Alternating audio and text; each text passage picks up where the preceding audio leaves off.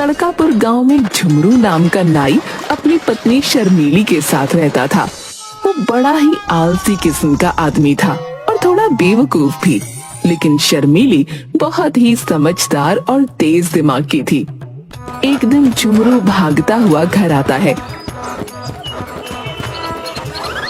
क्या हुआ? ऐसे भागते हुए क्यों आ रही हो, जैसे तुम्हारे पीछे पागल कुत्ता पड़ गया हो? अरे अरे वो चौधरी के लोग मुझे पीटने के लिए आ रहे हैं। क्या कर दिया तुमने?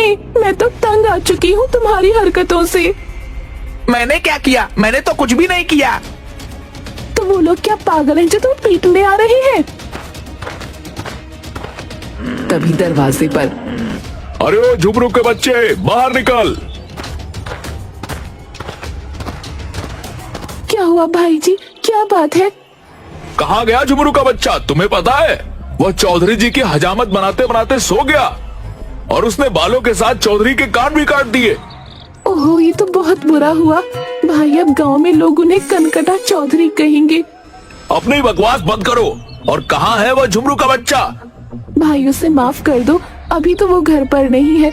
वापस आता है तो मैं खुद उसे लेकर चौधरी जी के पास आऊंगी और उनके बचे हुए कान, नहीं मेरा मतलब है बचे हुए बाल कटवा दूंगी।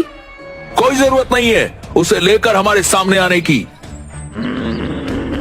चौधरी के नौकर वापस चले जाते हैं और झुमरू कुछ दिनों तक घर के बाहर नहीं निकलता।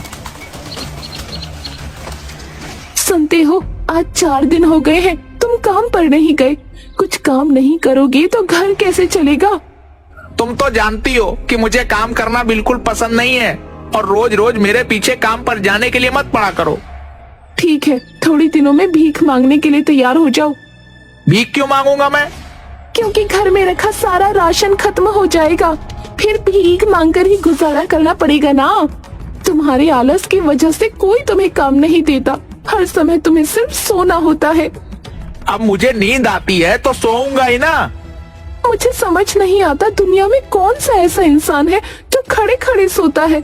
अपनी नींद की वजह से तुमने कितने लोगों से दुश्मनी मोल ले ली है, अब तो कोई हमारी मदद भी नहीं करता। झुमरू अपनी नींद की वजह से कितने ही लोगों के बाल काटते काटते कान काट चुका था और कितने लोगों की तो आधी मूछें ही उड़ा चुका था। अब लोग झुमरू को हजामत के लिए नहीं बुलाते थे। एक दिन राजा जी के यहाँ 12 साल बाद बेटा हुआ है। उन्होंने अपना खजाना खोल दिया है, गरीबों को दिल खोल कर दान दे रहे हैं। तुम एक काम करो, राजमहल चले जाओ, महाराज से कुछ मांग कर लाओ। क्या मांग कर लाऊं? अब ये भी क्या मैं ही बताऊं? खुद के पास भी थोड़ा दिमाग है कि नहीं, वही लगा लो ना। झुमरू राजमहल जाता है। महाराज, मुझे भी कुछ दान में दे दीजिए। क्या चाहिए तुम्हें, बोलो। आज हम मुंह मांगा दान दे रहे हैं। महाराज, ये तो मेरी पत्नी ने नहीं बताया, पर आप कुछ भी दे दीजिए जो आपको ठीक लगे। अरे तुम कैसे आदमी हो, मैं मुंह मांगा दान दे रहा हूँ, तुम्हें जो चाहिए वो मांगो। महाराज, मुझे क्या चाहिए? मुझे तो बस सोने के लिए थोड़ी जमीन मिल जाए। ठीक है। महाराज झुमरू को गांव के बाहर एक जमीन का टुकड़ा देते हैं और झुमरू खुशी खुशी घर वापस जाता है।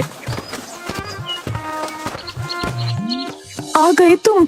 क्या लाए हो महाराज से? जल्दी से दो, मैं कुछ खाने का इंतजाम करती हूँ। महाराज ने मुझे जमीन का टुकड़ा दिया है। हे भगवान, तुम्हारे पास अकल है कि नहीं? हम जमीन के टुकड़े का क्या करेंगे? ये तो तुम्हारी गलती है। मैंने तुमसे पूछा था कि महाराज से क्या मांगना है, तुमने ही मुझे कुछ नहीं बताया। तो तुमने महाराज से क्या कहा? मैंने उनसे कहा कि आप मुझे कुछ भी दे दीजिए।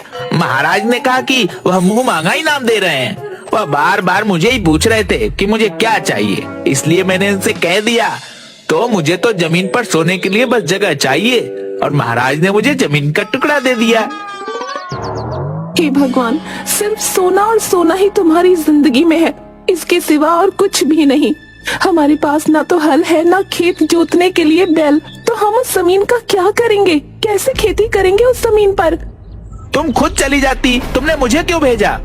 बस यही गलती कर दी मैंने जो तुम्हें महाराज के पास भेज दिया। शर्मीली बहुत समझदार थी, उसने ठान लिया था कि वो इस जमीन पर खेती करेगी। रात भर सोचने के बाद दूसरे दिन सुबह झुमरू को लेकर उस जमीन पर जाती है। मेरी बात ध्यान से सुनो जी, मैं जैसे जैसे करूंगी मुझे देखकर बस वैसे ही करते जाना और किसी से कुछ कहने की जरूरत नहीं है। ठीक है।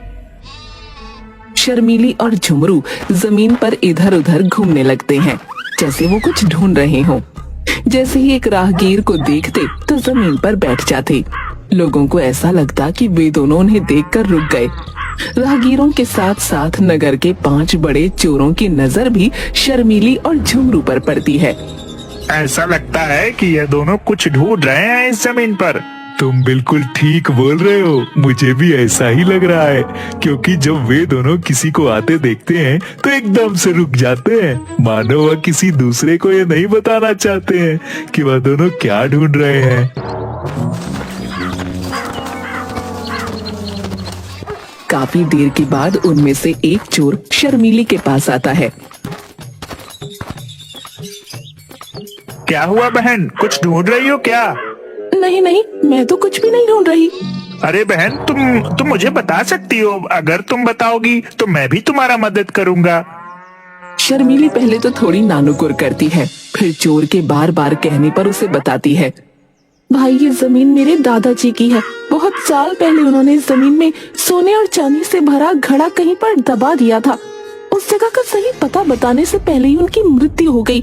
मैं और मेरे पति उसी घड़े को ढूंढ रहे हैं, लेकिन आपकी बात किसी को मत बताना। हाँ बहन, तुम मुझ पर भरोसा कर सकती हो, लेकिन मुझे लगता है कि तुम्हें मजदूरों की सहायता से इस पूरे खेत को खोदना चाहिए ताकि आसानी से तुम्हें वह घड़ा मिल जाए। अरे हाँ, ये तो आपने बिल्कुल सही सलाह दी। आपका बहुत बहुत धन्यवाद भाई। मैं मजदूरों को लाकर खेत की खुदाई करवाती हूँ। लेकिन अब तो अंधेरा होने वाला है बहन, तुम यह काम कल सुबह सुबह करवा लेना। आपने बिल्कुल सही कहा, मैं कल सुबह जल्दी मजदूरों के साथ आकर खेत की खुदाई का काम करवा लूंगी। वो दोनों घर वापस चले जाते हैं। वो चोर अपने बाकी 4 साथियों के साथ मिलकर पूरे खेत की खुदाई कर देता है, लेकिन उन्हें वहाँ कुछ नहीं मिलता। दूसरे दिन सुबह शर्मीली और झुमरू खेत पर वापस आते हैं। देखा तुमने, खेत की खुदाई हो गई है। तुम यहीं रुको और किसी से कोई बात मत करना, मैं अभी आती हूँ। शर्मीली गांव के बनिए के पास जाती है। सेठ जी, मुझे थोड़ा गेहूं उधार दे दीजिए। उधार तो दे दूं, तुम वापस कैसे करोगी? तुम्हारा पति तो कुछ काम भी नहीं करता। मैं जानती हूँ, लेकिन कुछ समय बाद मैं इसका 3 गुना गेहूं आपको वापस कर दूंगी। शर्मीली उस गेहूं को जमीन पर बो देती है। कुछ समय बाद उम्मीद से ज्यादा अच्छी फसल होती है, लेकिन सभी चोरों की पूरी नजर शर्मीली और झुमरू पर होती है। गेहूं काटने के बाद शर्मीली सेठ को 3 गुना गेहूं वापस कर देती है और कुछ गेहूं बेचकर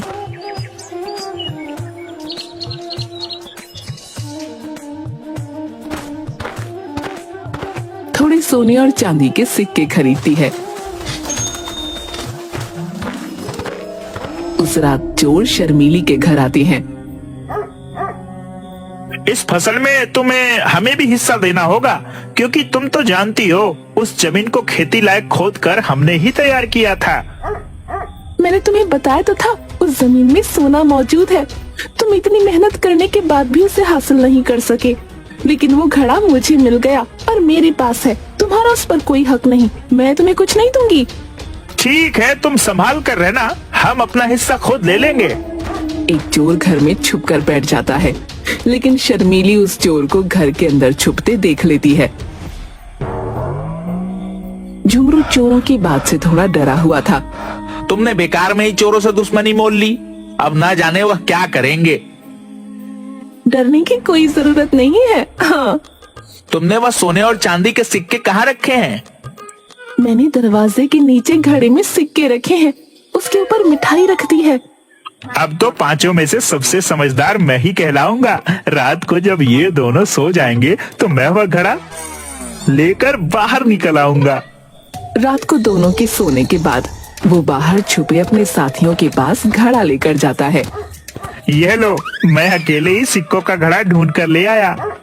तुम तो बड़े हिम्मती निकले, हम सब तो ऐसे ही तुम्हें कमजोर समझते थे। अब तो मान गए।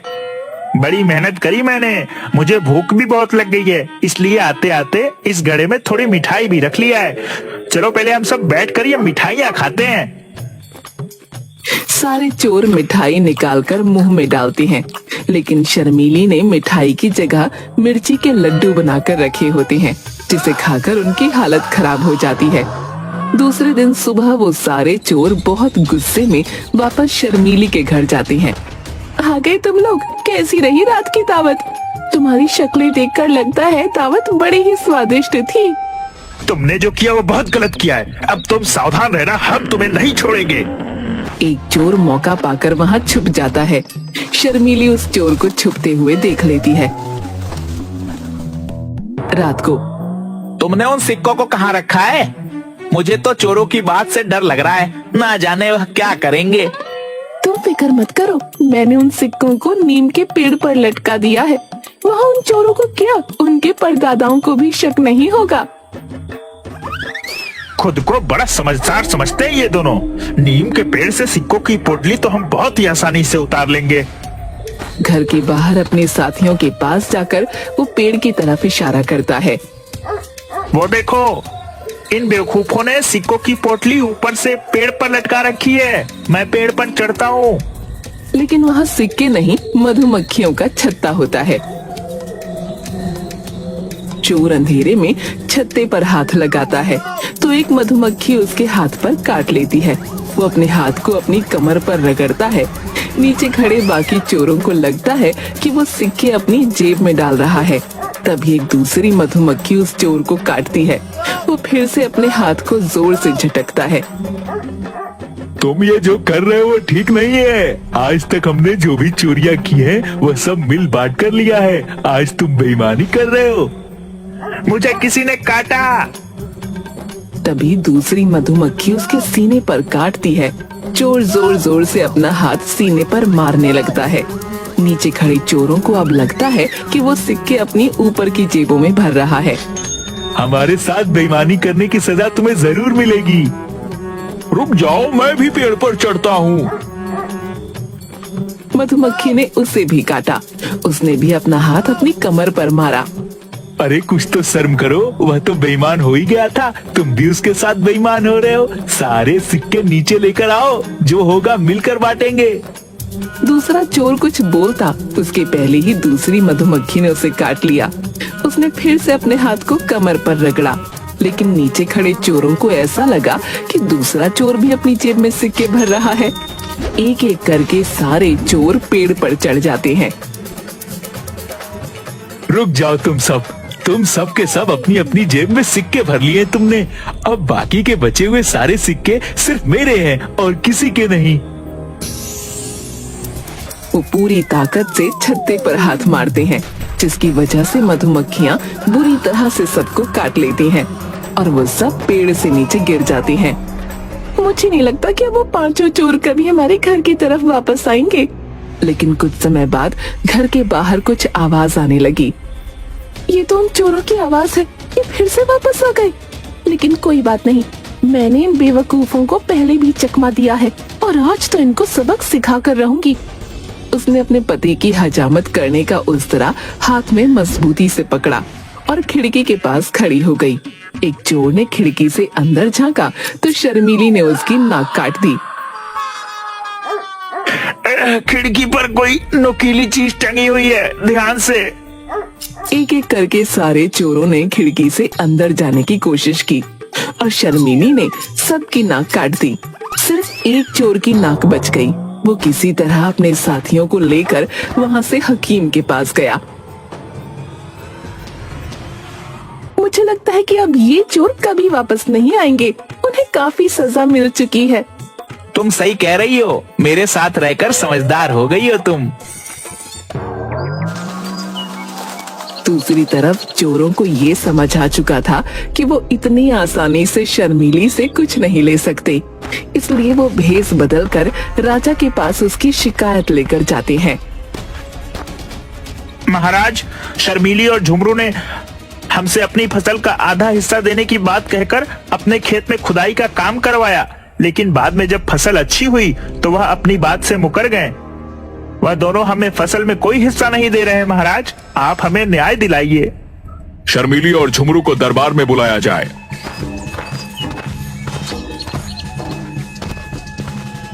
महाराज की जय हो। महाराज, इन पांचों ने जो भी कहा है सब झूठ है। मैं भला क्यों इन्हें अपनी फसल का हिस्सा दूं? इनके पास क्या सबूत है कि मैंने इन्हें हिस्सा देने को कहा था? और दूसरी चीज महाराज, आपने इन्हें पहचाना नहीं। ये आपके राज्य के वही 5 मशहूर चोर हैं जिन्हें सेनापति जी कब से ढूंढ रहे हैं। आज ये आपके सामने भेष बदल कर आए हैं। सेनापति चोरों को पहचान जाते हैं। शर्मीली, तुम बहुत ही समझदार और वीर हो। हम तुम्हारी समझदारी से बहुत प्रसन्न हुए, इसलिए हम झुमरू को अपने महल में काम पर रखते हैं। और तुमने राज्य के चोरों को पकड़वाया है, इसलिए हम तुम्हें इनाम में और जमीन देते हैं। इस तरह अपनी सूझबूझ